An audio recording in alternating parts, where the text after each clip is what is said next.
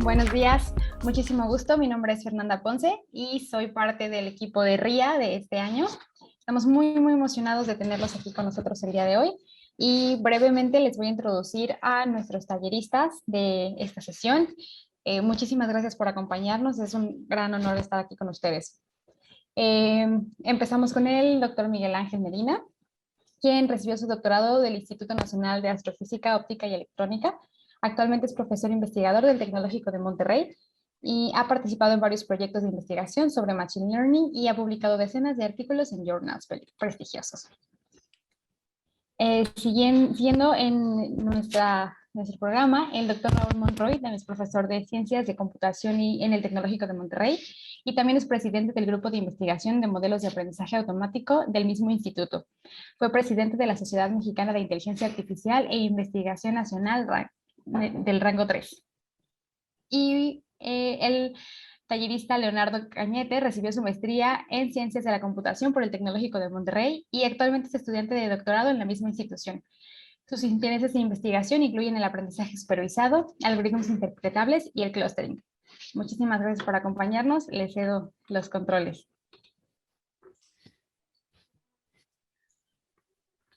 Pues muchas gracias. Gracias. Miguel, ¿quieres que comience yo hablando de los objetivos del taller y demás? Así es, por favor. Excelente, excelente, muy bien. Pues entonces me voy a switchear rápidamente y compartir mi pantalla.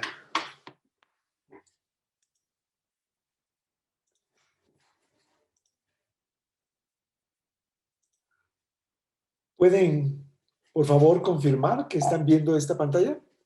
¿Todos? Sí, la vemos. Excelente, bueno, pues muchas gracias.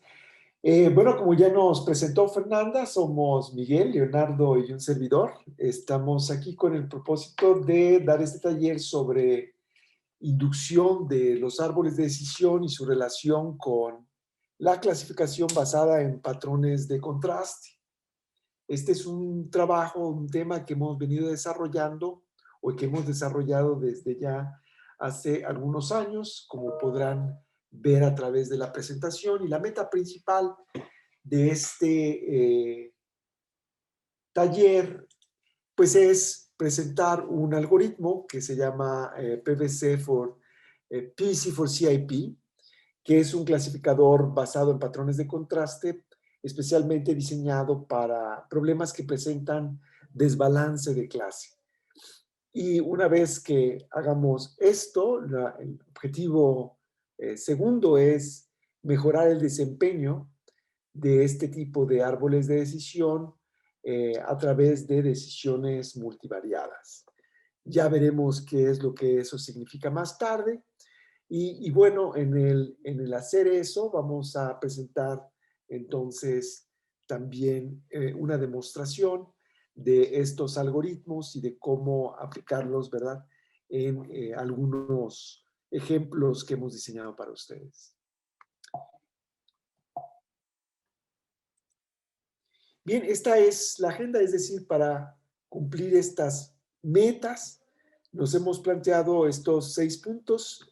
No voy a leerlos como tal, porque igual y en este momento no tiene mucho sentido el contenido, pero voy a, por mi parte, presentar los primeros 3 puntos, es decir, voy a discutir qué es clasificación y particularmente qué es clasificación supervisada. Qué son los patrones de contraste, y cómo podemos descubrir estos patrones. Y finalmente, qué es clasificación supervisada basada en patrones de contraste. En cualquier momento pueden detenerme, a menos en mi caso, ¿verdad? No hay ningún problema. Simple y sencillamente abran su micrófono y deténganme en caso de que haya alguna duda, ¿sí? Para responder a esta pregunta de qué es clasificación supervisada, pues primero voy a discutir qué es clase. Luego, una vez que haga esto, entonces llegaré a la parte de clasificación supervisada y voy a hablar del problema de desbalance de clases. Entonces, bueno, ¿qué es clase? Vamos a preguntarnos en esta lámina, qué es clase. De acuerdo a Kuncheva, quien es muy conocida en este tema, lo que nos dice que de manera intuitiva, pues finalmente cuando hablamos de clases, pues hablamos finalmente de separación de objetos de acuerdo a algún mecanismo que tengamos, generalmente diseñado por expertos, que nos permitan asociar a cada uno de estos objetos una etiqueta, y esa etiqueta es su clase. Y que lo que dice Kuncheva es que intuitivamente los objetos dentro de una clase son similares de alguna forma, mientras que los objetos que pertenecen a clases distintas deben ser disímiles. De acuerdo al diccionario de Oxford, una clase es un conjunto o categoría de cosas que tienen propiedad o atributo en común y que se diferencian de otros por su tipo, por su naturaleza o por su calidad, o sus cualidades.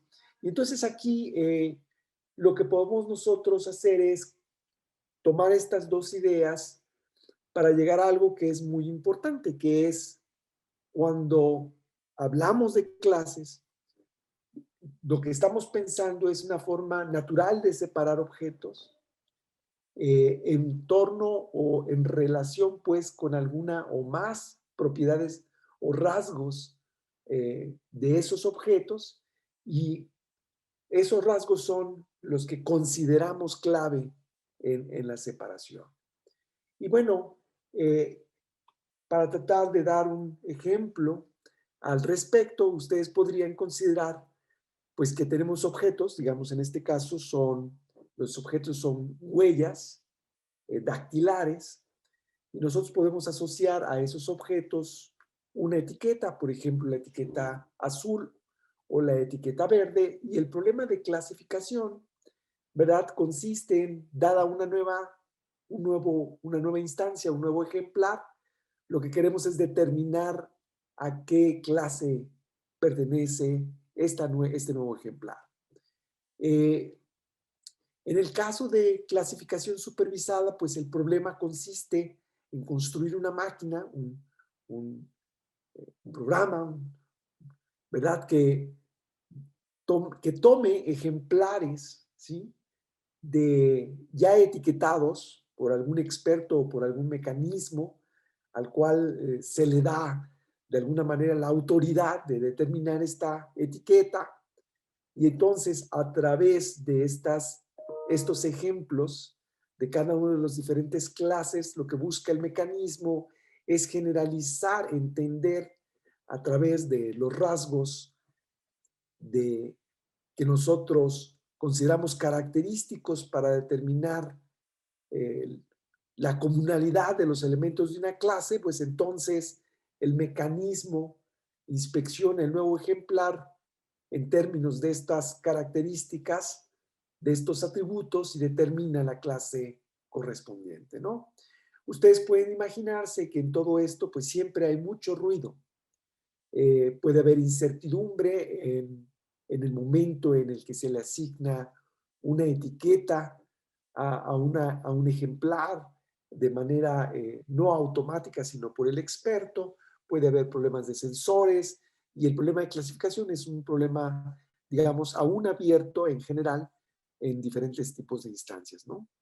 En este caso, pues, el ejemplo lo que muestra son 3 huellas que tienen un lazo, digamos, ordenado o girado a la izquierda, mientras que las huellas que están etiquetadas con verde tienen este mismo lazo, pero con una orientación hacia la derecha. Algo que es muy común en clasificación supervisada o en problemas de clasificación en general es que las clases siempre presentan algún tipo de desbalance. ¿Y qué quiere decir esto? Bueno, pues lo que quiere decir es que si vemos a las clases como conjuntos, apelando a la definición del diccionario de Oxford, pues la cardinalidad de esos conjuntos no es la misma. Es decir, no hay uniformidad, pues, en el tamaño de las clases. Aquí, en este caso, sin entrar en los detalles relacionados con el problema que está detrás de esto, que es la identificación de huellas dactilares, podemos ver que las clases para estas huellas, que podemos llamarles A, B, C, D y E, pues E tiene solamente el 2.9% de todo el conjunto de huellas dactilares presentadas en este artículo de Martoni y el resto. Mientras que las huellas de la clase A y B pues superan el 30%, que es una orden de magnitud en términos de población. Entonces vemos, pues, como lo dice Loyola en su artículo, pues un problema con desbalance de clase es aquel en donde el número de objetos no está distribuido de manera uniforme en las clases. ¿Hasta aquí hay alguna duda? Insisto, siéntanse en la libertad, por favor, de detenerme en cualquier momento, ¿sí?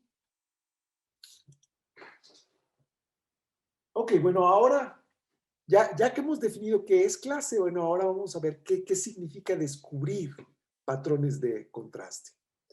Y entonces esto, pues lo voy a dividir de esta manera. Primero voy a responder a esta pregunta de qué es y para qué, o por qué queremos minar patrones de contraste. Bueno, ¿qué es un patrón de contraste y por qué lo queremos minar? ¿Cómo minamos patrones de contraste? Usando árboles de decisión, que es una manera de hacerlo. Y después hablaré de un ejemplo práctico, por así llamarlo, de patrones de contraste. Ok, entonces, ¿qué es un patrón? Bueno, un patrón no es otra cosa más que una proposición. ¿Ok? Es decir, una declaración que cuando la evalúas puede terminar en la constante falso o la constante verdadera. Bueno, eso no tiene mucho de novedad. Entonces, un patrón es simplemente una proposición o una condición, si lo quieren ver así. Pero cuando hablamos nosotros de patrones en este contexto, hablamos de proposiciones que describen de manera concisa una gran variedad de objetos de datos.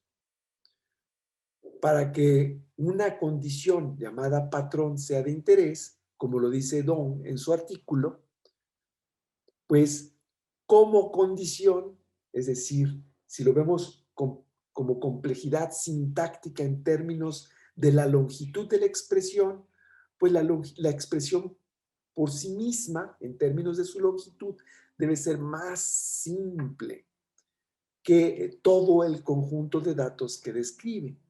Por ejemplo, un patrón que describa precisamente a mi persona no es de interés, porque no cubre la generalidad o algo que pueda ser de interés de un grupo de individuos. Muy bien. Entonces, tal vez... Número desconocido. Perdón. 55894102994. De esas veces que de pronto recibes una llamada. Ok, entonces, un ejemplo aquí de un patrón es la temperatura corporal superior a 38 y si tenemos dolor de cabeza igual a, y si presentamos dolor de cabeza, perdón. Déjenme ver si estoy aquí.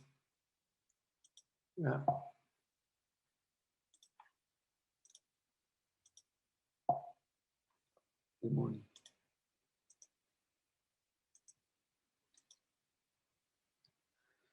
La llamada despertó a una aplicación.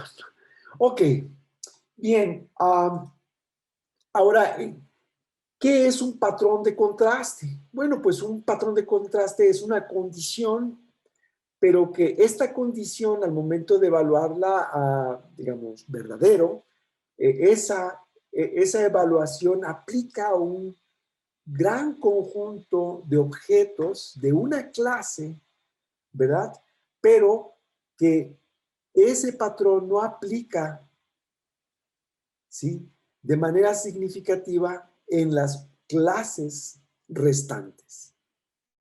Y entonces vamos a definir este término que dice que el soporte de un patrón P para una clase C es justamente la fracción de instancias que cubre P en C. Y esto de que cubre P en C básicamente significa que cuando evalúo P en esas instancias, lo que tengo es verdadero. Si tengo una clase con 100 objetos, el soporte de un patrón es el 70%, si al momento de evaluar el patrón en los elementos de la clase, el 70% regresa verdadero. Y bueno, ¿por qué queremos minar patrones de contraste? Bueno, pues porque si es un buen patrón de contraste, es decir, si es un patrón de contraste, perdón, pues tiene que ser una descripción corta, pero de un buen número de objetos. Son fáciles de entender porque están escritos de una manera intuitiva para la interpretación de un ser humano, es particularmente un experto. Están escritos en un lenguaje, ¿verdad?, en donde cada una de las cláusulas es una conjunción de fórmulas, de átomos. Por ejemplo, temperatura corporal mayor que 38, dolor de cabeza y dolor muscular severo puede describir a un conjunto de personas que sufren una enfermedad común, en particular como la que se señala en la lámina de COVID-19.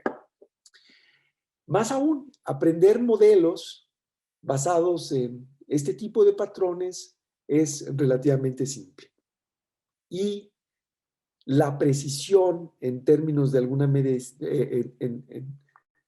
o las medidas de desempeño asociadas al clasificador, en particular podemos hablar de precisión, pues se ha demostrado que son comparables y competitivas con algoritmos rivales. Aquí en esta lámina mostramos un árbol de decisión. Un árbol de decisión es como el típico árbol de fallas que usan los ingenieros para tratar de determinar cuál es la causa de una descompostura, por ejemplo, en una fábrica donde se tienen procesos muy complejos. Aquí la única diferencia es que el árbol de decisión se va construyendo a partir de todos los objetos y va separando los objetos de acuerdo a las clases con las que los objetos son etiquetados durante la fase de construcción o entrenamiento. Aquí es importante notar que estamos dando por hecho que ustedes conocen un poquito sobre árboles de decisión, lo suficiente como para considerar que si yo tengo un conjunto de datos, lo que trato de hacer es separar esos datos de acuerdo a las clases. En el caso simple de una clasificación binaria, pues entonces tengo solo objetos de dos clases y busco un atributo aplicando una función de selección de atributos. ¿Cuál es la mejor manera de separar los objetos de estas dos clases? En particular, existen una buena cantidad de funciones de selección de atributos para hacer estos cortes o splits. Y una de las más comunes es justamente la de ganancia de información propuesta por Quinlan. Y en este caso, pues lo que estamos considerando que al momento de construir el árbol, lo primero que considera el algoritmo es partir la población usando edad como atributo. Entonces, si el ejemplar es mayor que 25 años, vamos a la parte derecha del árbol y los objetos que hayan quedado colectados que cumplan esta propiedad, vuelve a aplicarse el algoritmo de tratar de dividir los elementos en dos clases, ¿verdad? En este caso se selecciona el atributo altura y lo que podemos ver es que en este caso particular hay un jugador que se considera que es bueno siempre y cuando su edad sea superior a 25 y su altura sea mayor que 1.75 metros. Todo esto está muy bonito, pero eso no tiene nada que ver con patrones de contraste. Este es un árbol de decisión y los patrones de contraste los vamos a sacar del árbol. ¿Cómo lo vamos a hacer? Pues básicamente recorriendo el árbol de la raíz hasta la hoja. Entonces aquí tenemos varios ejemplos. En el caso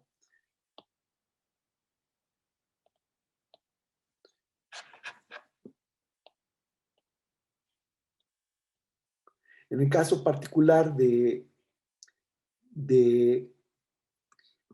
Bad Player, que está en la parte derecha inferior, pues lo que hacemos es recorrer el árbol pasando primero por edad menor o igual a 25, velocidad diferente de muy lento, para llegar a capacidad de reacción alta igual a falso, y eso sería un patrón.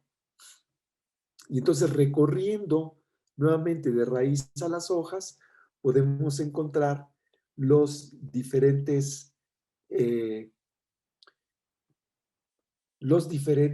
patrones, ¿ok? Aquí en este caso en particular, espero que se vea mi cursor. Entonces, ¿sí se está viendo? Aquí tenemos este patrón, ¿sí? Sí, sí lo vemos. El cursor sí lo vemos. Perfecto. Y entonces aquí tenemos este patrón que se refiere a edad menor o igual a 25 y velocidad muy lento para el caso de Bad Player. ¿Ok? Bueno. Bien, entonces, continuando, ¿cuál es la diferencia entre hacer este descubrimiento de patrones de contraste y hacer una clasificación basada en árboles de decisión? Pues la diferencia fundamental es que en los árboles de decisión lo que usamos es el árbol, ¿verdad? Como si fuera un árbol de fallas para descubrir o hacer un diagnóstico, mientras que aquí usamos todos los patrones que hayamos descubierto y ver cuáles de esos patrones cubren al nuevo ejemplar, ¿sí? Es decir, que al momento de que evalúo el patrón en el ejemplar, resulta que la proposición es verdadera. Entonces, algo interesante es que tú puedes tener un conjunto de patrones y puedes seleccionar un subconjunto para realizar la clasificación. Puedes unir o cortar patrones, combinar los patrones en lugar de combinar los árboles para la clasificación, como lo haría, por ejemplo, bosques aleatorios, ¿no? La idea es, imagínense construyendo no solo un árbol, sino muchos árboles, por ejemplo, en un caso normal, descubrir los patrones asociados con esos árboles y después usar esos patrones para ver cuando llegue un nuevo ejemplar cuáles de esos son los patrones que se cumplen con el nuevo ejemplar. Y obviamente si un patrón está asociado a una clase con un soporte grande, entonces podríamos decir, ok, este nuevo ejemplar me dice, de acuerdo a estos patrones, que pertenece a esta clase.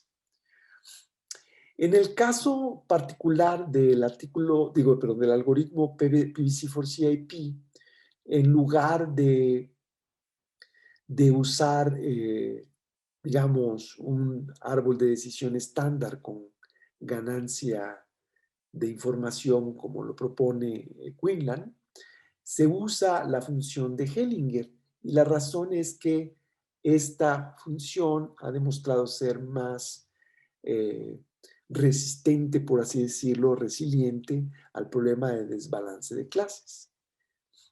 Y el minado de patrones en el algoritmo es, construyes no uno, sino varios árboles de decisión, así como lo hace bosques aleatorios o random forest, y claro, en lugar de tomar la decisión en función de la aplicación de los árboles, lo que nosotros hacemos es minar los patrones y una vez que tenemos estos patrones, eliminamos patrones duplicados o patrones que sean muy particulares o de poco interés. Insisto, al momento de inducir cada uno de esos árboles, se cambia el algoritmo estándar, digamos C45 o J48, para que use la función de Hellinger. Y bueno, en el PBC4CIP multivariado, que es justamente la tesis de maestría de Leonardo Cañete, lo que hacemos es que en lugar de hacer los cortes considerando solo un atributo, se hacen los cortes considerando combinaciones lineales de atributos. Pero la estrategia que se usa para conocer estos cortes es una que se llama Sequential Forward Selection o selección hacia adelante secuencial y que puede describirse de esta manera. Imaginen que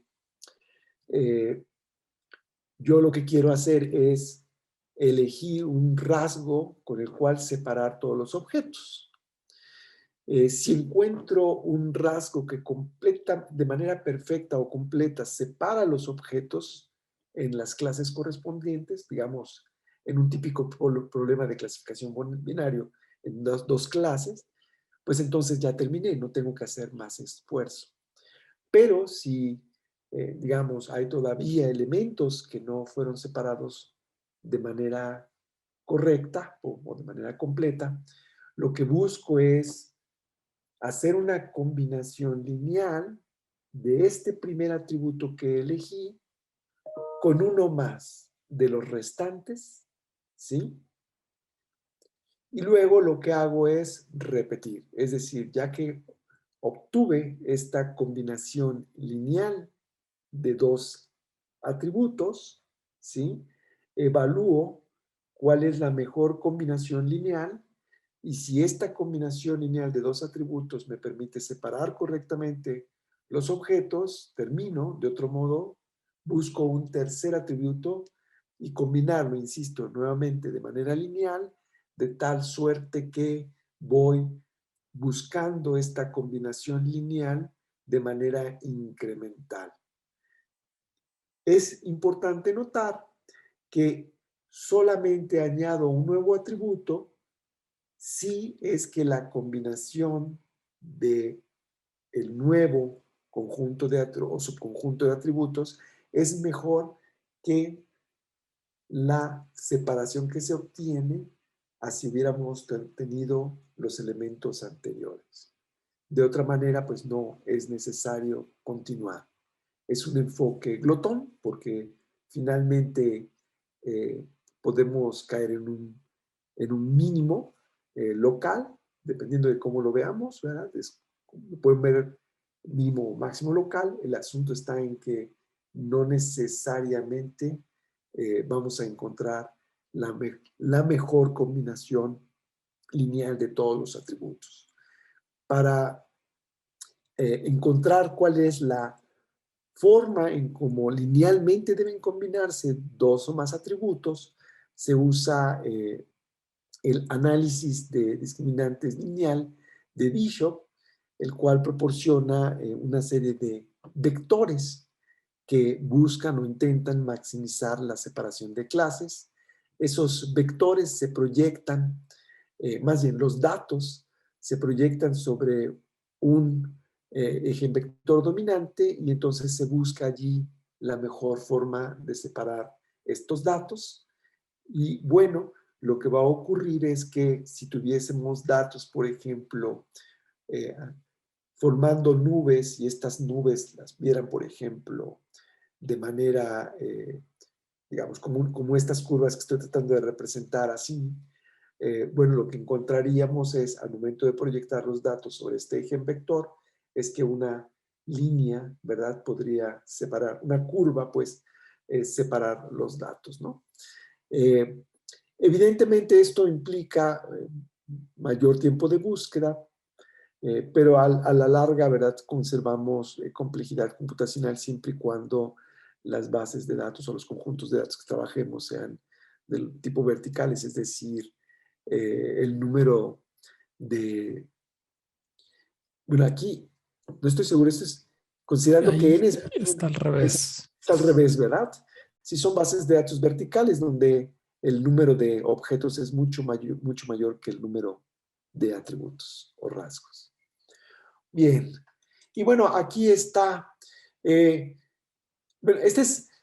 vamos a llamarle pues un ejemplo práctico, pero este es básicamente un conjunto de patrones que se extrajeron en un experimento que tiene que ver con un estudio cienciométrico sobre el llamado QS-WUR, que es QS es un organismo, compañía que se dedica a proveer órdenes, ¿verdad? O rankings. En este caso, el ranking que se analiza es el de universidades en el mundo. Y bueno, parte de las cosas que este artículo arroja es que si lo ven acá, estamos pensando en dos clases.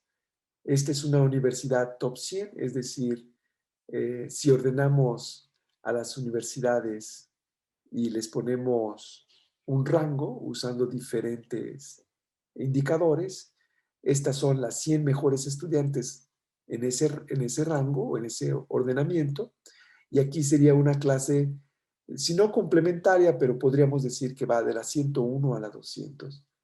¿Ok?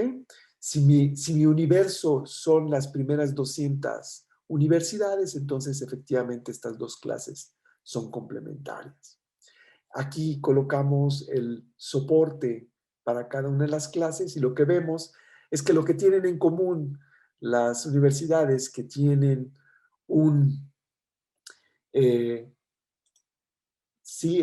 las universidades que tienen permítame, es que esto, es que no lo alcanzo a ver. Ok.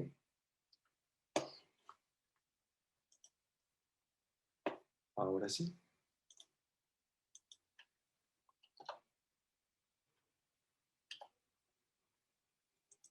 ¿Sí? Las universidades que tienen, que están en el top 100, pues el 61% de ellas cumple que tiene pues más de casi 7,000 investigadores activos. En el 18, ¿verdad? Vean cómo pues es algo que se repite. Si analizo esa universidad, las universidades que fueron en el top 100, pero en el 2016, pues nuevamente tienen 6,500, más de 6,500 autores o investigadores activos. Por ejemplo, este patrón dice que las universidades que están, poquito más del 50% de las universidades, por ejemplo, que están en los primeros 100 lugares, pues reciben más de 105,000, 107,000 citas.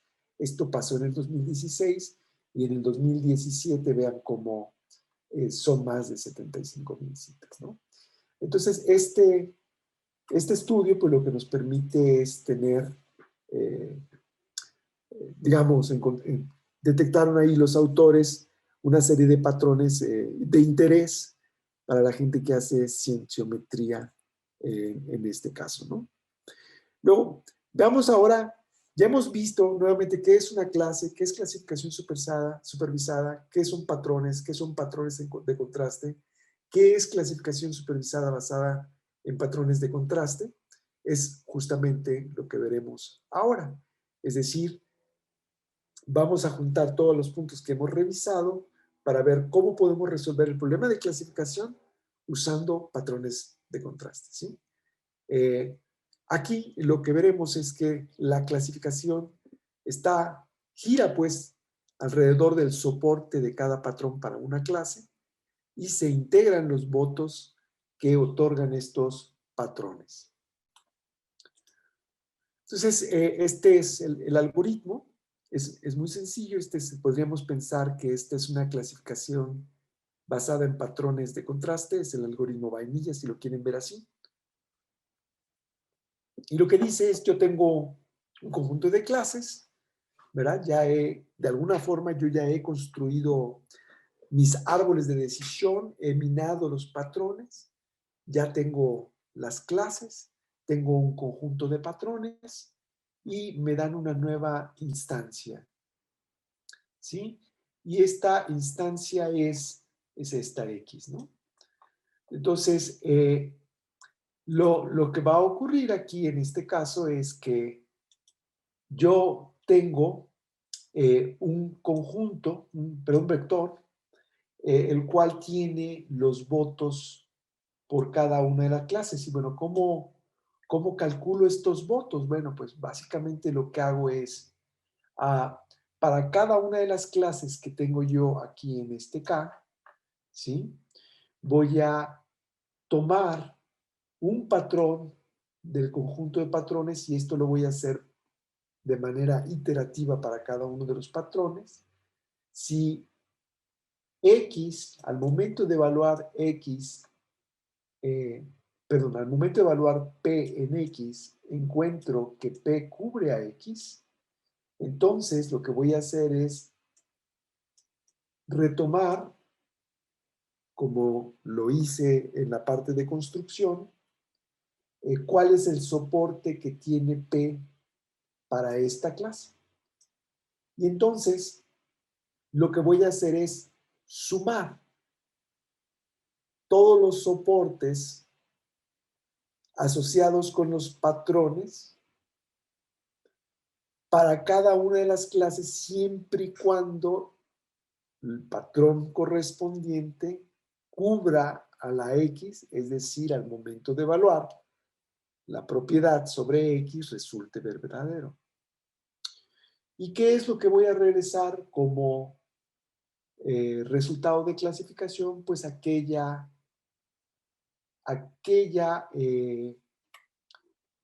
clase cuyo voto integrado maximiza, ¿verdad? El valor de I para la clase en cuestión. Es decir, déjenme regreso. ¿Sí? Permítanme un momentito. Ya está.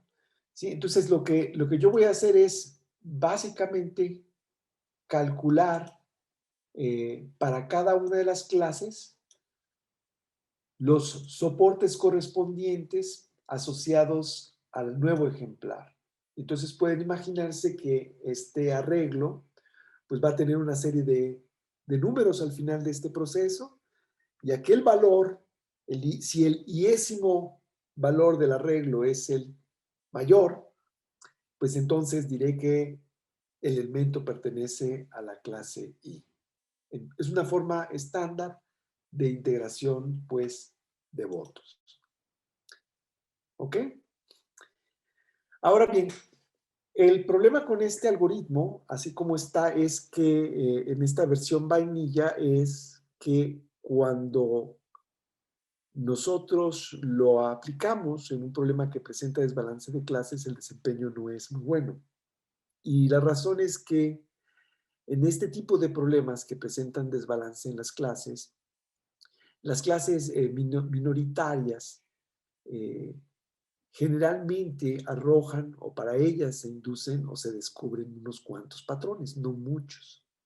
En esta tabla, por ejemplo, podemos notar que si queremos minar patrones, hay patrones, por ejemplo, que solamente se cumplen para la clase mayoritaria y no para la clase minoritaria. Por ejemplo, aquí podemos rápidamente identificar este patrón A4 y A5 igual a 1. Ese patrón, por ejemplo, se cumple 0 en la clase minoritaria. ¿Sí? Lo mismo si vemos esta parte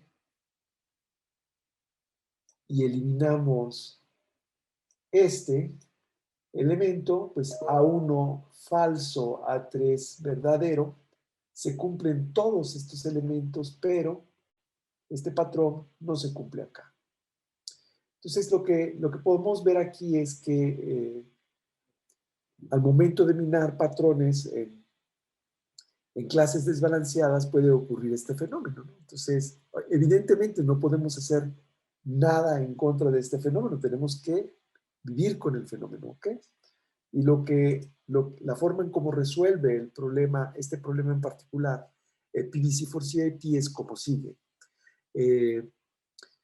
Básicamente lo que se hace es una extensión de la fórmula anterior, ¿sí?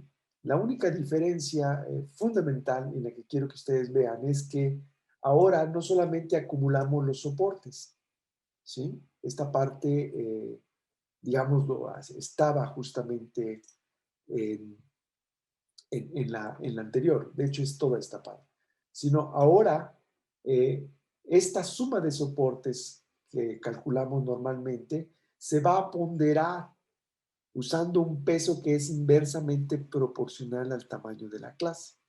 De tal manera que si la clase es muy pequeña, la ponderación dada a esta suma será mayor y eso lo pueden ver aquí. Esto es la cardinalidad de la clase. Si la cardinalidad de la clase es muy pequeñita, pues este número va a ser muy pequeñito. Y 1 menos ese número va a ser casi el 1. Mientras que si la cardinalidad de una clase es muy grande y es una clase mayoritaria, pues entonces esta fracción va a crecer y por tanto este número va a ser ahora más pequeño. ¿Ok? Y todo esto se normaliza con el soporte total de los patrones para todas las clases. ¿Ok? Y bueno, esa es básicamente la idea de PDC4CIP para el manejo de desbalance de clases. Insisto, lo que haces es buscar que el voto para asociado con las clases minoritarias tengan una mayor ponderación que los votos asociados con las clases mayoritarias. Y bueno, ahora le corresponde al doctor Miguel Medina empezar a platicar cómo seleccionar patrones de contraste. Gracias, Raúl. Me he conectado también desde la tableta a ver si me dan permiso de co-host en la tableta para poder escribir desde la tableta, porque ya vi a Raúl pasando trabajo con el mouse de la computadora. Claro que sí. Y me moví a la tableta y veo que desde la tableta no tengo permiso para poder ahí hacer anotaciones. Listo. Me parece que ya concedí permiso. Ahora lo vamos.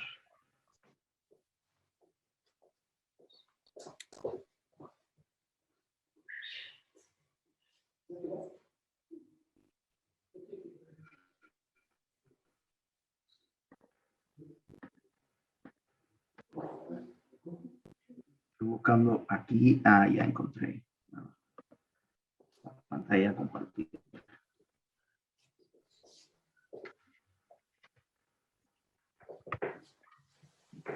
Ok, entonces, bueno, resulta que una de las deficiencias que tienen los clasificadores basados en patrones es que para algunas bases de datos pueden aparecer muchos patrones.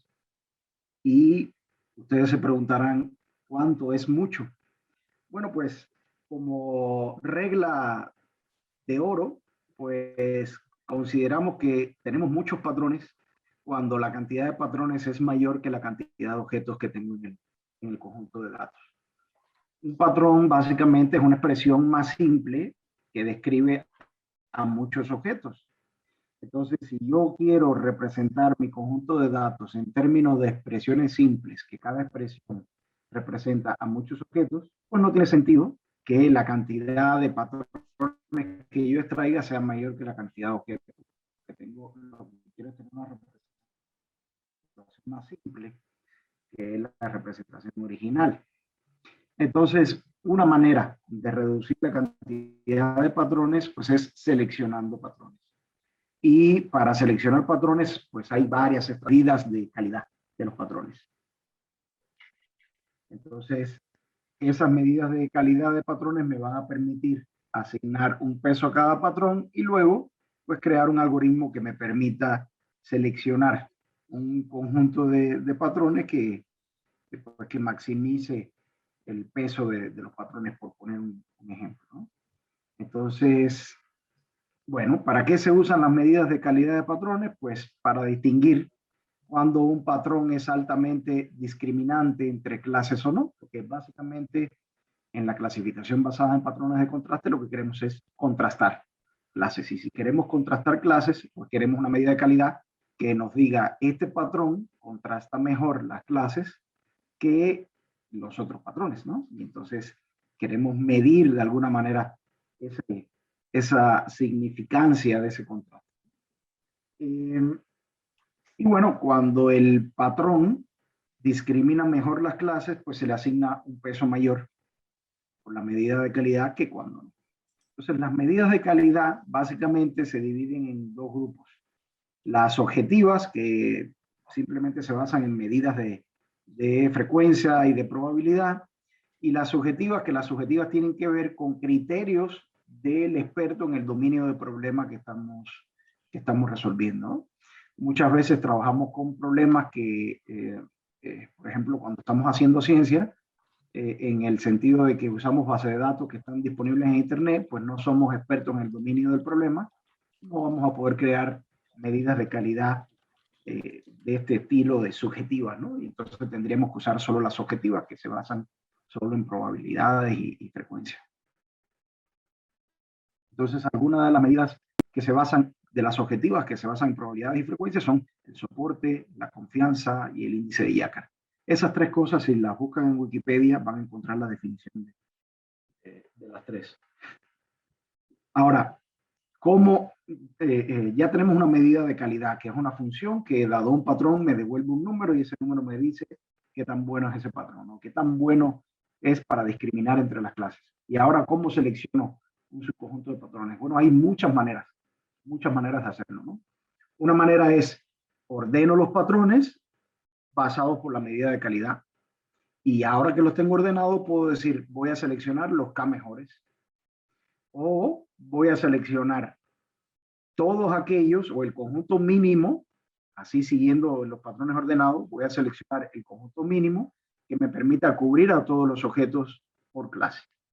Todas son medidas, ninguna de estas es una heurística óptima, son siendo heurísticas, pues para algunos casos, en algunos conjuntos de datos van a funcionar mejor que en otros. ¿Y cuál es la buena? Pues ahora sí que depende del conjunto de datos, ¿no? Ahora, este es un tema, para aquellos que estén interesados en trabajar en esta área, este es un tema en particular que no se ha explorado mucho, el de cómo seleccionar un mejor subconjunto de patrones, dado el conjunto original, teniendo en cuenta las medidas de calidad. Y si alguien desea investigar al respecto, pues ahí en la cita que está al fondo de la lámina, pues es un buen punto de partida para que vean de qué se tratan las medidas de calidad de patrones.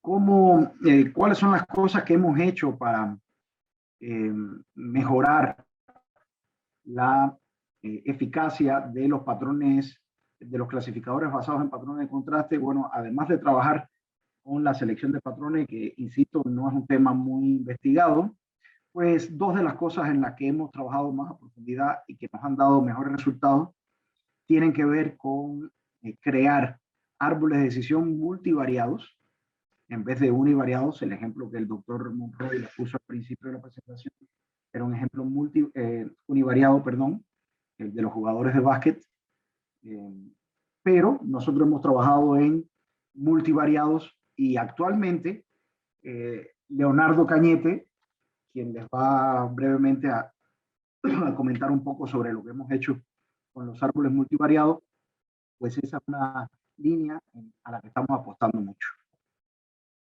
Entonces, de aquí en adelante, Leo, te cedo la palabra y yo retomo cuando lleguemos a la parte experimental. Sí. Perfecto, gracias.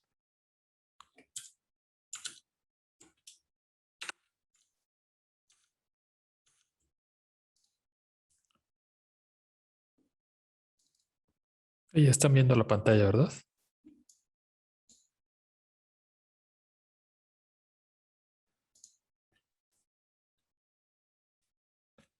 Disculpa, Leo, yo no había dejado de compartir la mía. Entonces sí, ya estamos, yo estoy viendo la tuya. Ah, ok, perfecto. Bueno, entonces, ¿por qué queremos mejorar los árboles de edición multivariados específicamente? Primero porque PBC4CIP encontramos que al usar estos árboles de edición multivariados, pues tienen un desempeño en clasificación significativamente mejor que cuando usamos PBC4CIP usando solo árboles de edición univariados. Entonces, al mejorar los árboles multivariados, podemos, además de mejorar el desempeño en clasificación de estos clasificadores basados en patrones de contraste como PBC4CIP, que extraen esos patrones de árboles de edición, también se pueden usar como clasificadores por sí solos. Hay conjuntos de datos para los que un árbol de edición va a ser suficiente. Entonces, pues también pueden ser usados así, ¿no? Como un árbol, un clasificador por sí solo, pero con un mejor desempeño que un árbol univariado. Y nosotros encontramos cuando estamos haciendo la versión multivariada de PBC4CIP, diseñamos un nuevo árbol de edición multivariado porque encontramos varios problemas con los existentes comunes. Uno era una transformación a ciegas de problemas multiclases a problemas de dos clases y que no hacían selección de rasgos. Entonces, en este ejemplito, por ejemplo, que tenemos tres clases, los triángulos rojos, círculos negros y las cruces verdes, pues podemos separar las clases con una línea horizontal, un split. Ese es el primer split, que divide los puntos negros del resto de las clases. Y después con el segundo split, el vertical, este corte vertical, dividimos los triángulos rojos y los cruces verdes.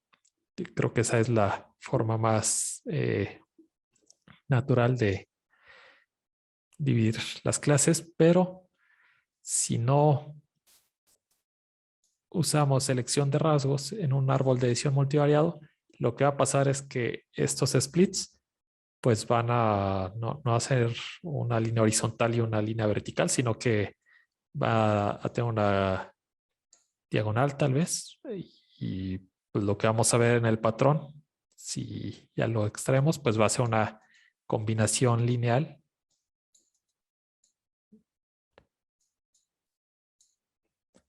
que, bueno, al final de cuentas, si pudiéramos visualizar el conjunto de datos como en este caso, pues diríamos, bueno, esta combinación lineal no es necesaria porque simplemente con usar el rasgo 2 ya podemos separar los datos, pero pues en la práctica nosotros no vamos a poder visualizar eh, algunos de estos cortes en todos los conjuntos de datos. Y bueno, este es un ejemplo de qué pasa si hacen una combinación, una transformación a ciegas de programas multiclases a dos clases. En este caso se juntan estas dos clases en una sola, porque hay algunos algoritmos que no pueden trabajar con programas multiclases y entonces el primer split que hacen es igual a un split multivariado con una combinación lineal que no, en este caso no nos aporta nada.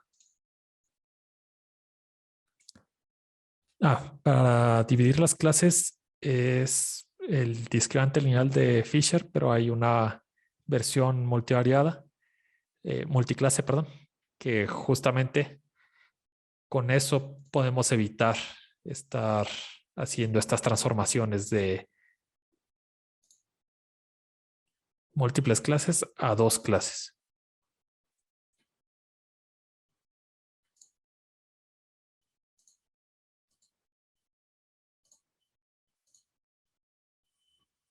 Y aquí encontramos que justamente este algoritmo MHLDT, en un survey que salió justamente este mes, pues al compararlo con otros árboles de decisión multivariados, tiene un mejor desempeño en clasificación según el área bajo la curva, que es resiliente al desbalance de clases. Y bueno, justamente este MHLT fue diseñado para evitar eso, ¿no? Las transformaciones a ciegas de problemas de múltiples clases a problemas de 2 clases, usar selección de rasgos y tomar en cuenta desbalance de clases. Y esas 3 características son por las que nosotros pensamos que le va también a MHLDT.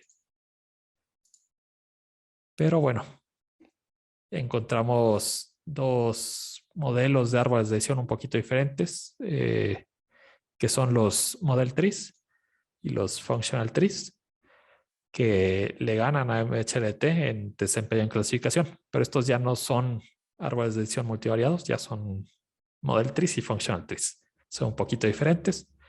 El Model Tree es un árbol univariado, pero que en las hojas tienen modelos de regresión lineal. Entonces, en vez de que en las hojas,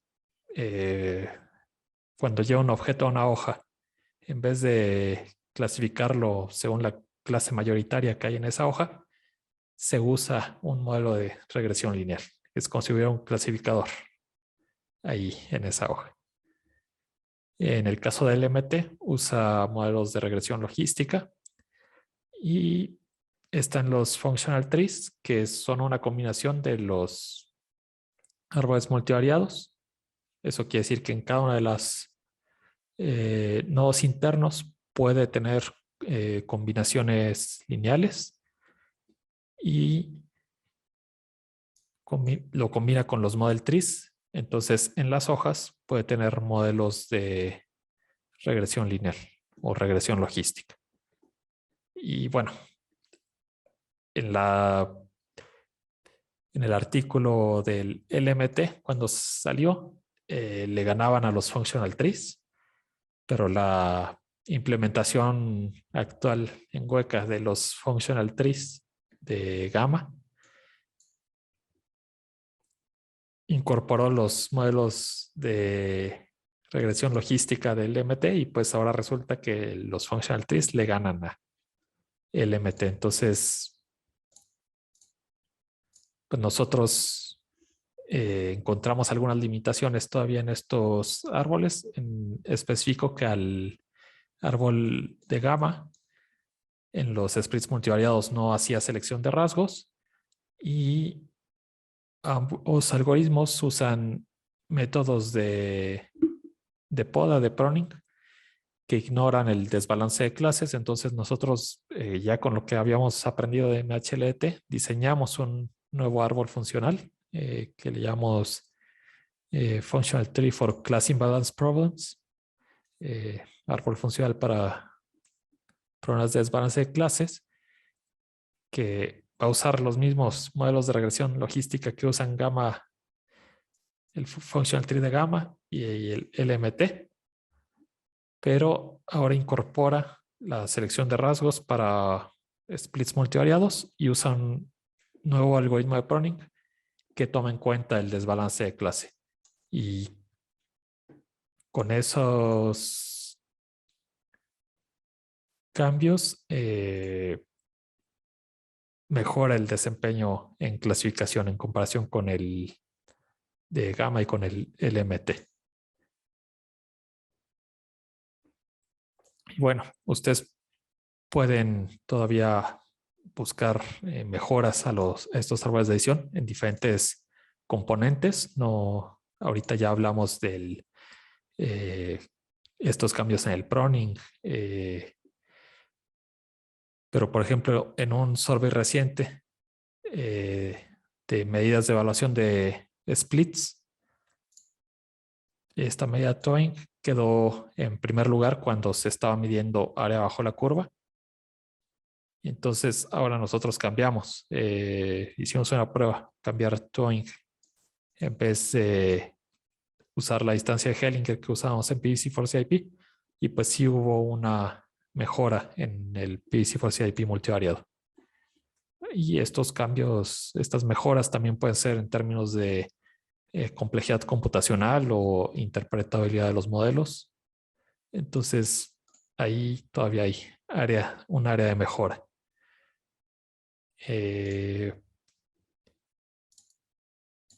A ver, creo que había una pregunta en el chat. ¿No se genera sobreajuste al ser tan preciso el clasificador? Pues nosotros lo que hemos visto en los resultados experimentales es que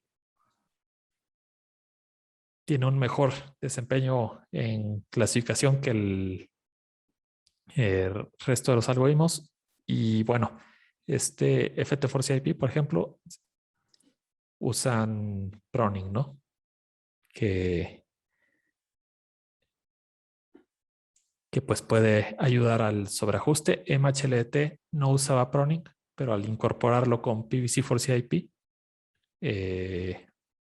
pues también PVC4CIP, ahora como vamos a ver en los resultados experimentales, tiene mejor desempeño en clasificación que otros algoritmos. Entonces pues no nos preocupa tanto el que estemos sobreajustando. Sí, en la práctica lo que ocurre es que, bueno, lamentablemente no, aunque ya soy co-host, no sé por qué razón no puedo dibujar. A ver, voy a volverlo a intentar. Ya dejé de compartirme para... Sí, a ver si compartiendo yo puedo dibujar desde la tableta. No puedo. No puedo hacer anotaciones desde la tableta. No sé por qué razón. Bueno.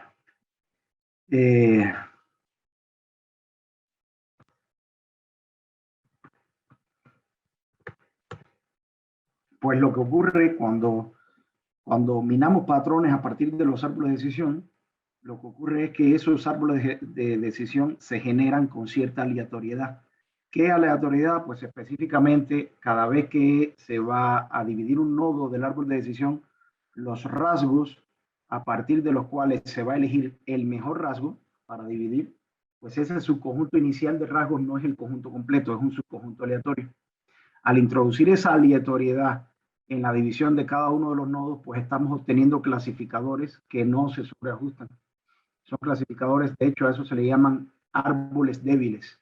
Son árboles débiles porque cada uno individual es muy malo para clasificar. Cada árbol solo, por esa aleatoriedad que se le está introduciendo. Sin embargo, cuando generamos muchos árboles de esa manera y combinamos todos los árboles, pues esa combinación, que es lo que hace Random Forest o es lo que hace Gradient Boosting, pues básicamente la combinación de muchos árboles débiles, pues esa combinación termina siendo fuerte, ¿no? Entonces, en nuestro caso, en lugar de combinar los árboles, lo que hacemos es extraer patrones, básicamente recorriendo los caminos de las raíces a las hojas, y luego esos patrones los filtramos y usamos la información, combinamos la información del soporte por clase de los patrones, de la manera que explicó el doctor Raúl Monroy, para clasificar, ¿no? Y eso es lo que nos permite básicamente no tener sobreajuste. El hecho de que el minado de patrones lo hacemos a partir de árboles débiles, el hecho de que filtramos los patrones, por otra parte, y el hecho también de que usamos una estrategia para combinar el voto de los patrones, una estrategia que tiene que ver con penalizar la clase mayoritaria y penalizar la clase que más patrones tenga. Y ahí es donde está la clave del éxito de nuestro clasificador. Entonces, básicamente, los experimentos que hicimos, bueno, pues usamos dos métricas de evaluación, área bajo la curva y geometric mean. Usamos 95 datasets que están públicos en el repositorio KIL El desbalance va desde casi 2 hasta cerca de 130 a 1. Usamos además 59, esos 95 datasets son bases de datos de 2 clases. Además de eso, usamos 59 datasets que son datasets multivariados. Hicimos usamos una variante de validación cruzada en 5 partes que se llama así DOT SVC del equipo de Francisco Herrera, que es precisamente una evaluación estratificada, pero que toma en cuenta el balance entre clases. Y lo evaluamos contra muchos clasificadores, algunos conocidos y otros no. Entonces, algo interesante de esta gráfica que estamos viendo acá es que nos permite ver en 2 dimensiones, nos permite ver pues dos métricas diferentes. Estas 2 métricas, mientras más cercano esté el resultado de la esquina superior derecha, mejor es el clasificador, ¿no? Porque quiere decir que tiene casi 1 de área bajo la curva y casi 1 de geometric mean. Y el puntito rojo que vemos ahí es el que corresponde al resultado de PVC for CIP. Es lo interesante de ese resultado es que es casi 0.9 de AUC y casi 0.9 de geometric mean, ¿no? Muchas personas pues no son partidarias de usar el promedio de las métricas, ¿no? Porque el promedio de las métricas puede ser dependiente de los outliers. Entonces lo que sugieren es, en lugar de usar el promedio, pues en lugar de usar el promedio de las métricas, pues usar el promedio de los rankings. Entonces, ¿qué hacemos nosotros con, pues cuál es la gráfica del promedio de los rankings? Pues aquí está, ¿no? En el promedio de los rankings lo que vemos acá es que mientras más cercano al ranking 1, mejor es el clasificador. Entonces aquí en el promedio de los rankings, nuevamente PVC for CIP está más cercano al punto que queremos, que es el punto, en este caso 1.1, que es el mejor ranking, ¿no? Y esto es comparado con varios clasificadores que fueron diseñados específicamente para problemas de desbalance de clase. Algunos son interpretables, algunos de estos clasificadores y otros no lo son. Esta es otra experimentación que hicimos ahora en el contexto de la tesis de maestría de Leonardo, donde probamos, porque las láminas anteriores eran con la versión univariada de PVC for CIP. Esta es con la versión multivariada. La versión multivariada básicamente lo que está usando es patrones que extrajimos de los árboles multivariados que Leonardo estaba comentando, específicamente de MHLBT. El otro árbol multivariado del cual Leonardo les habló es un trabajo en progreso que estamos a punto de publicar, y la idea es extraer patrones de ese otro árbol también. Pero aquí cuando nos referimos a PVC for CIP multivariado, es extrayendo patrones de un forest de árboles MHLBT. Entonces acá en los diagramas de caja y bigote, esto es área bajo la curva. Mientras más a la derecha esté la caja, mejor es el resultado del clasificador. La barra negra que se ve en el medio de la caja representa la mediana del resultado. Y los bordes izquierdo y derecho del rectángulo representan primer y tercer cuartil. Y los bigotes pues es 1.5 respecto a la distancia intercuartil. Entonces pues básicamente lo que se quiere es, cuando se representa resultados en términos de diagramas de caja y bigote, lo que queremos es que la caja y los bigotes estén lo más pegados al extremo bueno, y aquí el extremo bueno es 1, es máxima área bajo la curva, y queremos que las cajas sean lo más compactas posible. Y lo que vemos en este resultado es que PVC for CIP multivariado, en efecto, es el que más pegado está al 1 y es el que tiene la caja más compacta. Y el multivariado es mejor que el univariado, y vemos también que el univariado es mejor que otros clasificadores que son muy populares en la literatura, como Random Forest, como Rotation Forest, Gradient Boosting, etc. En este otro caso, estamos comparando ahora igual PVC for CIP univariado y multivariado, pero con clasificadores populares de la literatura, ¿no? Como Super Vector Machine, Naive Bayes, Perceptron multicapas, etcétera. Y entonces igual aquí el comportamiento es similar. Las cajas están de PVC for CIP univariada y multivariada más compactas y más pegadas a uno. Entonces ahora lo que vamos a hacer es una pequeña demostración práctica de cómo se pueden instalar PVC for CIP. Si ustedes gustan de Weka, cómo se lo pueden instalar en Weka y cómo se puede usar. y esa demostración se la va a hacer Leo, y luego yo les voy a demostrar cómo usarlo en Colab. En esa liga que está, en esas ligas que están ahí pueden acceder a los códigos en Java, es la primera, y la segunda es código fuente en Python, y ya la tercera pues es un Google Notebook, en Jupyter Notebook, que vamos a ejecutar y que está público en internet, que van a ver cómo funciona. Alguien aquí los está pidiendo por chat. Yo creo que en aras de, a ver, lo voy a escribir en el chat.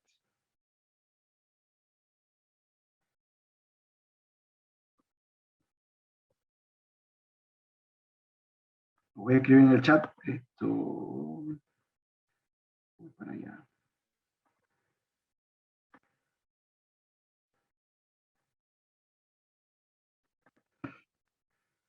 Leo, si quieres ya puedes tú compartir tu pantalla para que haga la demostración acá. Ok, Miguel, gracias.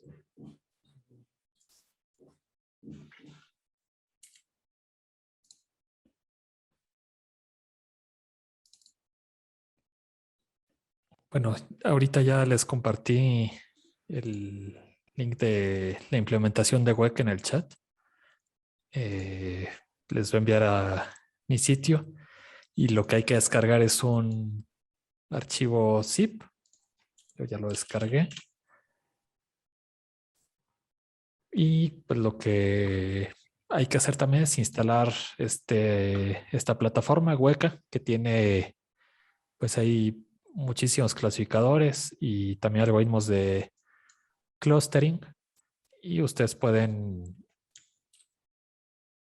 diseñar sus propios clasificadores e incluirlos como paquetes de Weka. En herramientas hay un administrador de paquetes, Package Manager,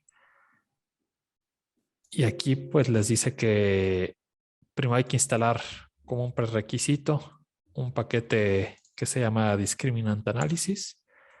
Le dan aquí en buscar.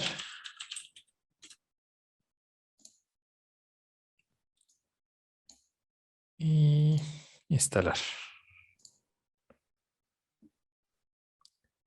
Y el paquete de PVC4CIP todavía no está dentro de los paquetes oficiales, entonces es por eso que hay que descargar el zip.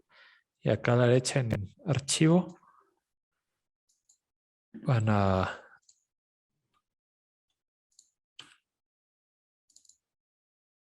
buscar el zip de PVC4CIP donde lo hayan descargado y lo instalan. Después de esto pues hay que reiniciar Weka.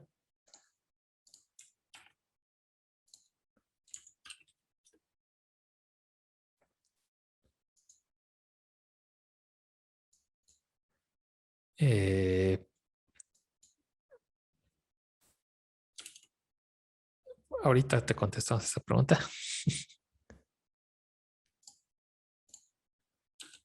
Y bueno, Weka usa estos archivos ARFF, es su formato de archivos por default. Ahorita vamos a usar el archivo de Iris,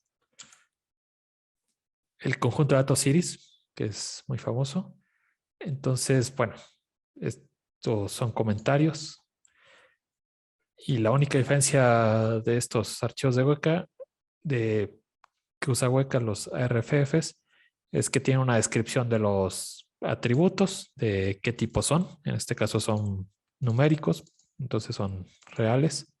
Y la clase, que nos ponen las tres clases, pero en verdad los datos pues son datos separados por comas y también pueden cargar en Weka datos separados por comas. Ya que lo abren, se van a la pestaña de clasificar y aquí le pican en Choose. Se van a la sección de árboles y aquí están MHLT y PVC4CIP. Ahorita vamos a PVC4CIP.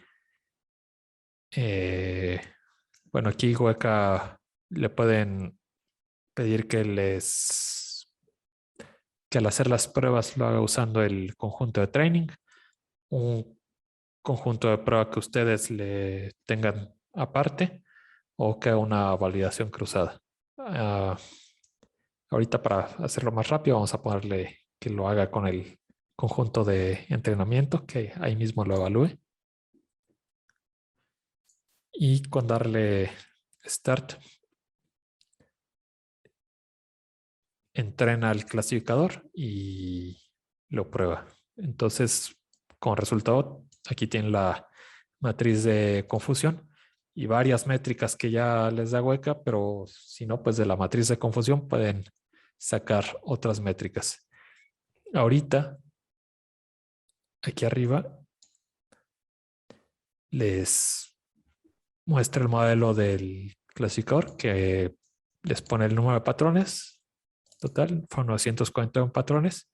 Y arriba les va a mostrar todos los patrones. Hasta abajo están los que tienen mayor soporte para alguna de las clases. Por eso encontramos, por ejemplo, que este patrón, el ancho del pétalo menor a 0.80, tiene un soporte de 1 para la clase iris setosa y de 0 para el resto de las clases. O sea que ese patrón solo nos describe a todos los objetos de la clase iris setosa y a ninguno de los objetos del resto de las clases.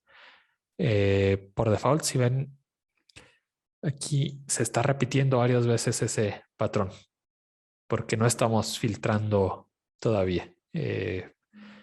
A veces es un poco tardado el filtrar, dependiendo del número de patrones, pues algo tardado. Entonces, lo que hay que hacer es hacer clic aquí arriba, donde dice PBC4CIP, para entrar a las opciones.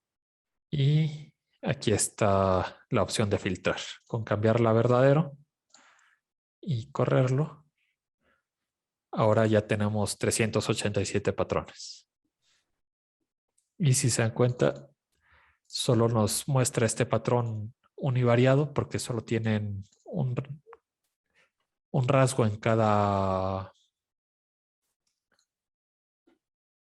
prueba, mientras que acá arriba tenemos patrones multivariados. Aquí este es una prueba univariada, pero acá ya tenemos pruebas multivariadas. Aquí tenemos una combinación lineal del ancho del pétalo con el ancho del sépalo, por ejemplo. Y aquí es válido aclarar que en la tesis de maestría de Leonardo mostramos que en un montón de bases de datos, a pesar de que proposiciones, estos son básicamente un patrón, es una proposición compuesta, una proposición lógica compuesta, pero en las atómicas dentro de las compuestas, las proposiciones dentro de una proposición compuesta, lo que mostramos es que a lo sumo las multivariadas lo que tenían eran 2 puntos tanto como promedio, 2.5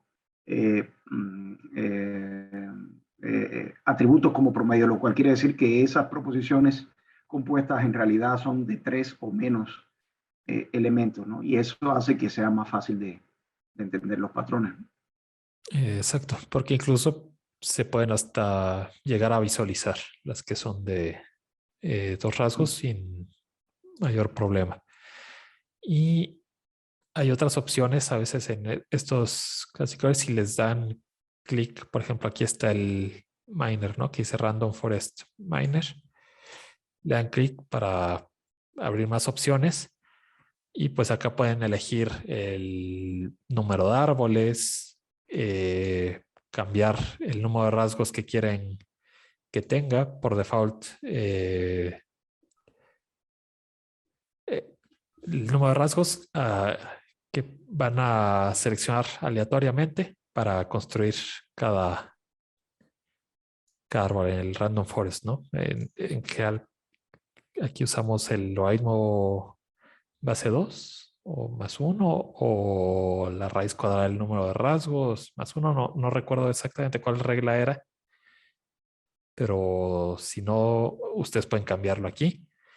Y aquí en donde dice Builder está por default el árbol multivariado, pero ustedes pueden cambiarlo al univariado. Y si vuelvo a correr esto, ahora solo tenemos patrones univariados. Que son más cortitos y además son menos. Son Sí. solo 64. Entonces, de hecho, Entonces, Leo, ponlo con validación cruzadas en 5 partes, que no es tan lento. Para ok. que, digo, porque ahí estás evaluando, lo dejaste con 10 partes, pero igual. ¿Ves? Solo cometió 7 errores. O sea, ahí sí le hizo la evaluación con validación cruzada y los errores que cometió fueron pocos, ¿no? Entonces, Del claro, es una base de univariado. datos juguete, ¿no? Ese es el univariado. Y es una base de datos juguete en la que a todo el mundo le va bien, ¿no? Pero bueno, si estás haciendo un nuevo clasificador y no te va bien ahí, pues vas por mal camino, ¿no? Y por ejemplo, el multivariado también, ¿no? Aquí ya nada más comete 5 errores. Exactamente. Entonces, claro, tiene más patrones, pero solo 5 errores. Hay alguien que hizo una pregunta en el chat. En realidad, la matriz de confusión lo que permite es saber cuántos objetos, cuántos falsos positivos y cuántos falsos negativos, verdaderos positivos y verdaderos negativos cometes. Y eso no representa la curva ROC, eso representa un punto, solo un punto de la curva ROC. ¿Por qué? Porque cuando tienes, este es un problema de clasificación supervisada donde las clases son discretas y la salida del clasificador es discreta. Y cuando tienes eso, pues no puedes hacer una curva ROC. Lo que puedes hacer es una matriz de confusión y calcular las métricas de área bajo la curva a partir de la curva ROC. Pero esa área bajo la curva es de un solo punto. La matriz de confusión lo que me representa es un solo punto de la curva ROC. Por lo tanto, calcular el área bajo la curva ahí pues es una curva representada por un solo punto.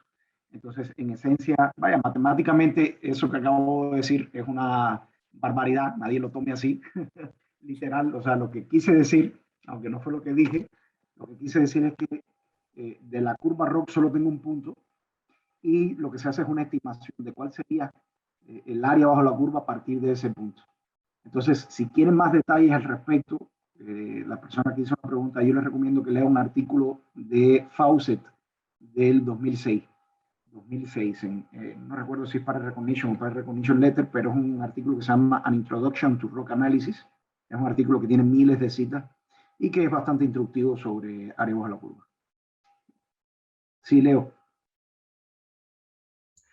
Bueno, pues creo que esto es todo lo que hay que mostrar de Weka. Pues como ven, sí, los patrones univariados son más simples, aunque como veíamos en la sección de resultados, a los PVC con patrones multivariados tiene un mejor desempeño en clasificación. Entonces, pues ya dependerá de la aplicación que le quieran dar. Tal vez prefieran en algunas aplicaciones necesiten patrones que sean más fáciles de interpretar por los expertos, entonces se van a usar patrones univariados y hay otras en las que lo que les interesa más es, bueno, que sean un poquito más complejos de interpretar, necesitamos mejor desempeño, pues podemos usar patrones multivariados porque además aquí no se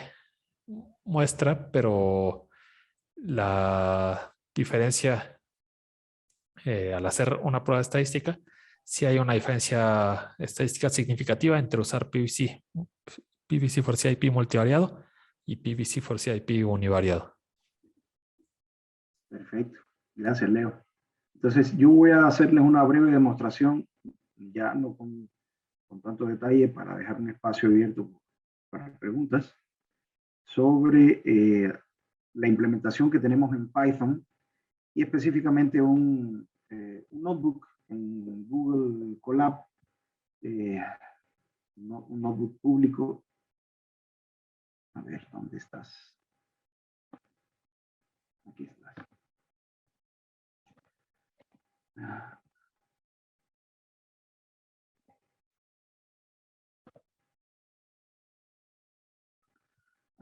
Básicamente ese notebook que les compartí ahí en el chat está público, así que cualquiera puede acceder a él.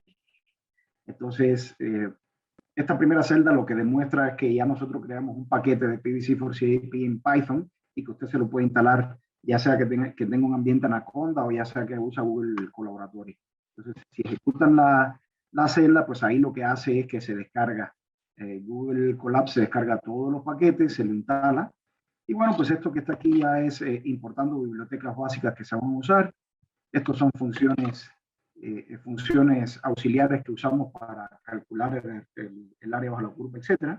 Y aquí es donde está lo interesante, porque básicamente si tengo un archivo de training y tengo uno de testing, y lo que quiero es entrenar con el training y clasificar el testing y ver los patrones y la materia de confusión, pues si invocan esta función que está aquí, que es una de las que está declarada acá arriba, pues van a poder hacer eso.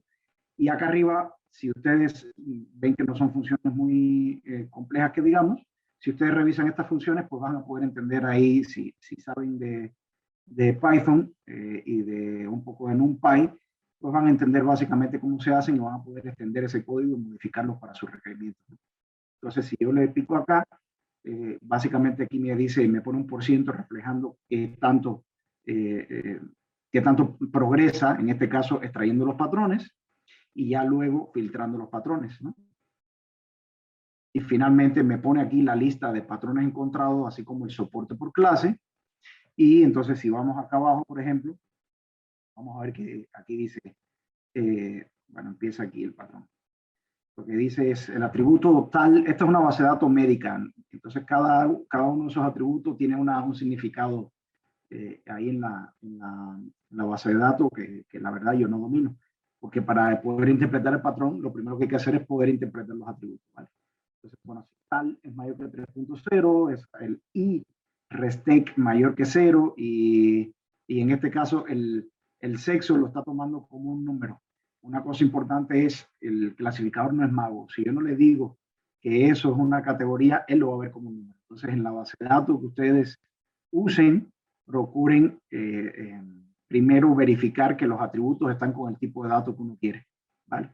Porque si simplemente ponen 0 y 1, pues el clasificador lo puede interpretar como un número. Entonces, quizás lo que le convenga es ponerlo con true, por ejemplo, masculino, femenino, otro, etcétera, ¿no? Con categorías escritas así, literal, pues. Y entonces, acá abajo, entonces lo que dice es cuántos cubre de la clase negativa, ninguno. El soporte para la clase negativa, 0. Cuántos cubre de la clase positiva, 2. Y el soporte es el 20%. Bueno, 20% porque en esa clase solamente tiene 10 objetos, ¿no? O sea, es una clase, es un problema de clasificación muy desbalanceado.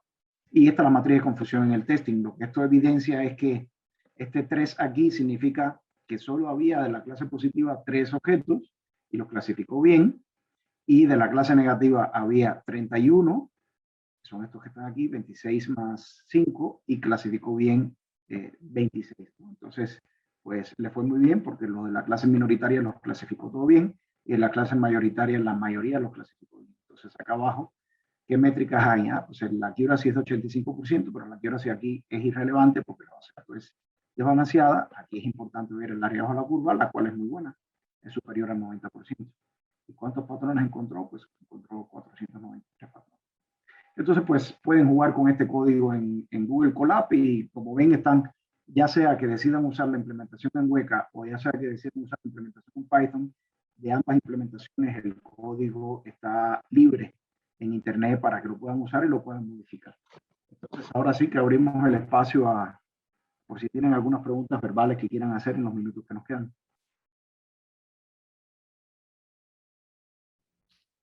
Ay, muchísimas gracias. Me parece que había una pregunta en el chat hace un momento sobre el tipo de datos. Adelante. En el chat, ¿no? Bueno, es una pregunta de Moisés León que dice que si también funciona para la clasificación de imágenes. No, esto es para base de datos tabulares.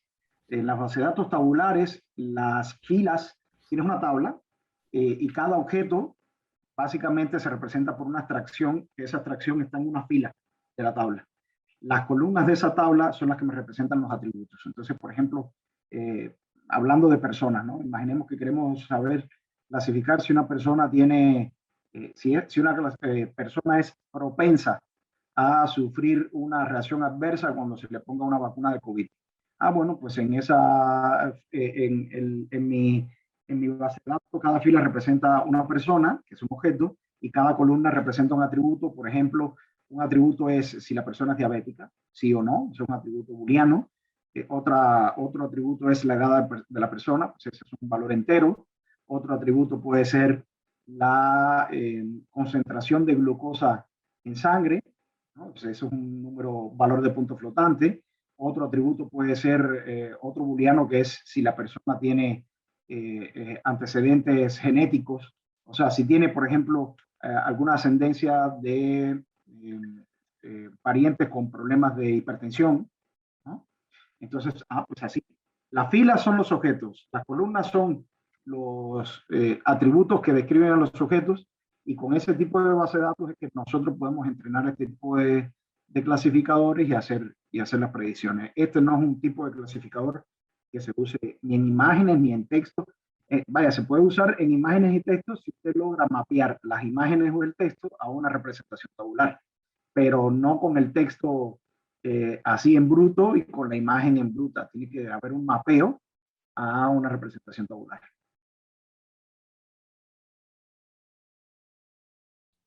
¿Alguna otra pregunta?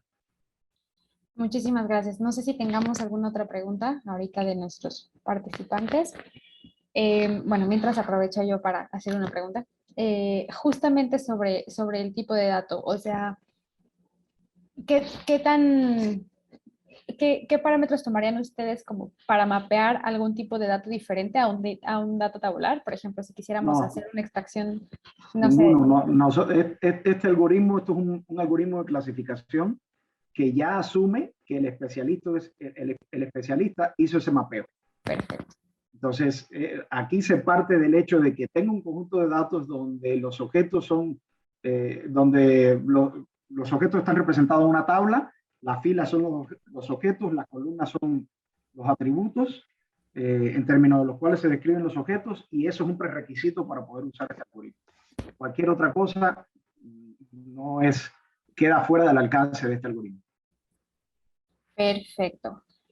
Bueno. Esto nos podría ayudar para el entrenamiento de redes neuronales. O sea, por ejemplo, ya entendí que son con datos tabulares, pero por ejemplo, si metemos los datos en un punto JSON o ya las imágenes clasificadas con algún otro software, ¿sí se podría meter?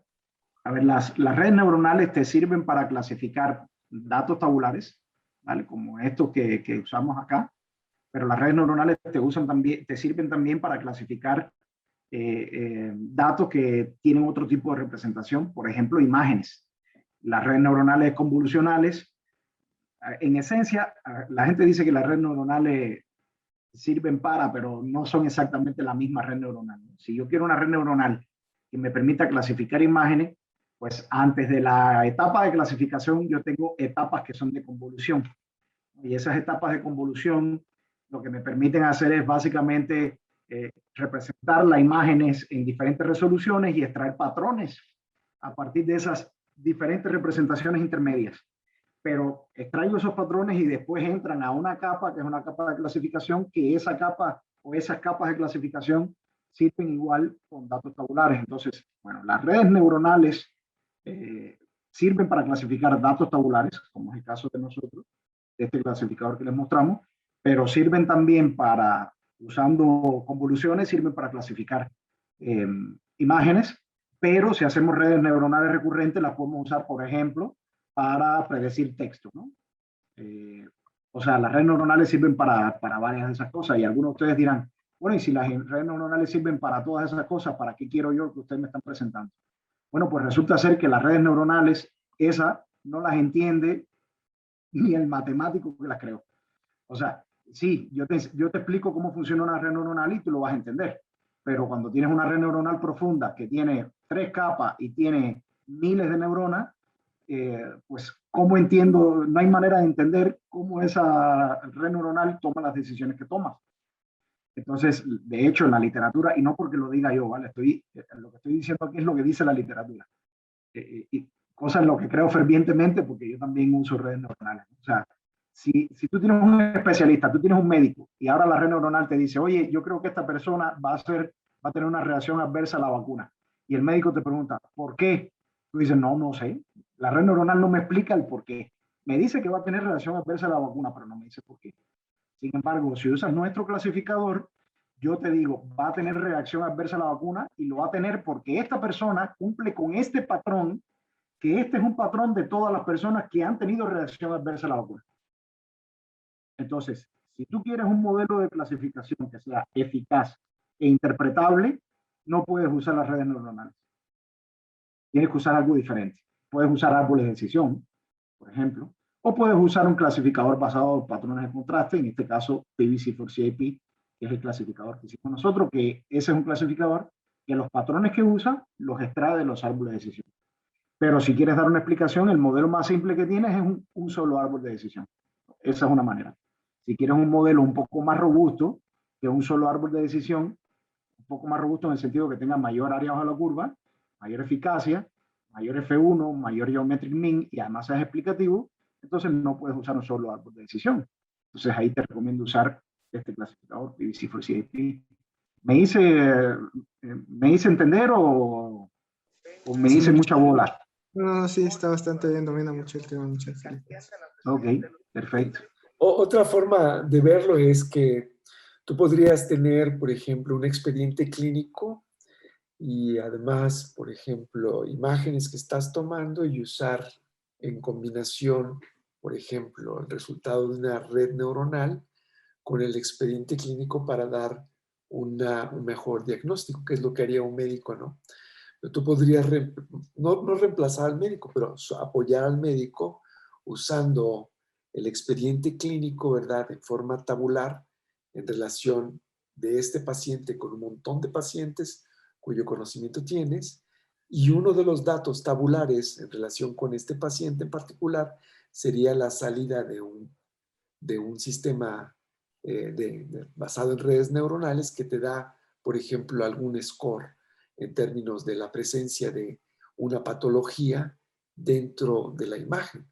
Entonces, el médico dice, bueno, o el clasificador podría decir, bueno, si es un paciente con el género tal, con una edad tal, que además me reporta este programa que puede presentar esta patología con un grado tal, etcétera, etcétera, etcétera. Bueno, entonces, en base a toda esta información, ahora yo doy una decisión un poco más educada y es una entrada adicional al clasificador. Pues. Sí, básicamente lo que Raúl le está llamando patología, lo que se conoce en medicina en patología, en machine learning, sería un patrón. ¿Vale? Los patrones que encontraríamos nosotros en una base de datos médica, esos patrones serían las patologías, ¿no? Bueno, los patrones asociados a la clase de la persona enferma, ¿no? Esas serían patologías, ¿no? Una ventaja de extraer estos patrones no es solamente que se puede dar una explicación de la clasificación, sino que a veces tenemos un conjunto de datos y queremos entender qué patrones hay. Simplemente queremos entender. O sea, no queremos hacer clasificación. Queremos entender, queremos dar una explicación. Bueno, ¿qué patrones contrastan las clases que tengo en mi problema? Y uno de los ejemplos que había puesto Raúl en la presentación era, tengo dos clases, estoy analizando las universidades que están en el ranking del 1 al 100 y las que están del 100 al 200. Y bueno, mi pregunta es, ¿qué es lo que tienen las universidades que están del 1 al 100?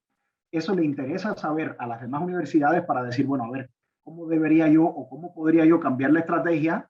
¿Cómo podría seguir yo una estrategia que me permita llegar a algunos de esos parámetros que tienen las universidades que están en el ranking que me interesa, del 1 al 100, ¿no? Pues en ese caso, haces una extracción de patrones de contraste usando esta herramienta y esta herramienta saca cosas como la que vimos hace un rato, ¿no? Que la cantidad de autores tiene que ser mayor que tanto, la cantidad de citas tiene que ser mayor que más cuánto, y eso pues te permite decir, pues esas son las diferencias que tiene el grupo del 1 al 100 del grupo más grande. Y pues, ¿qué puedo hacer? Pues puedo seguir eso como sugerencias para yo tratar de ubicarme en esos rankings. ¿Alguna otra duda? ¿No hay más dudas? No sé si haya más dudas, alguien más que quiera preguntar algo. A mí nada más me gustaría resaltar, está padrísima la implementación en Python, porque ahí podemos jugar de forma muy amigable con ella, con la vez una herramienta muy accesible. Muchísimas gracias por compartir ese link con nosotros. No sé si alguien más tenga alguna otra pregunta. Por ahí que En quiera. realidad es más fácil de usar la de Weka que la de Python, porque en la de Weka no hay que saber programar. A golpe de clic ya te hace todo, ¿no? Sí, La de Python, el que no sepa Python, sí le puede costar un poquito más de trabajo, ¿no? sí, Weka es bastante amigable. Bueno, pues si Perfecto. nadie más tiene preguntas, pues les agradecemos su paciencia y su interés por este taller. Al contrario, muchísimas gracias a ustedes tres, al doctor Miguel Ángel Medina, al doctor Raúl Monroy y al maestro Leonardo Cañete. Muchísimas gracias por su tiempo.